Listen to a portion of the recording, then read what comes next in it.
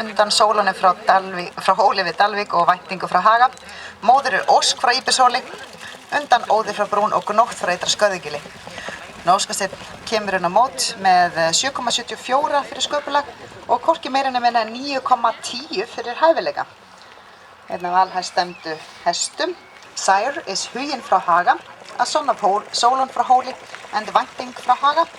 And the dame is Ósk frá Íbishóli, a daughter of Óður frá Brún and Gnótt frá Ytra Skörðugili. And Óskasteinn has received for confirmation 7.74, but for riding ability no less than 9.10. Very impressive. Nice to hear that you appreciate. Beautiful show. 9.10.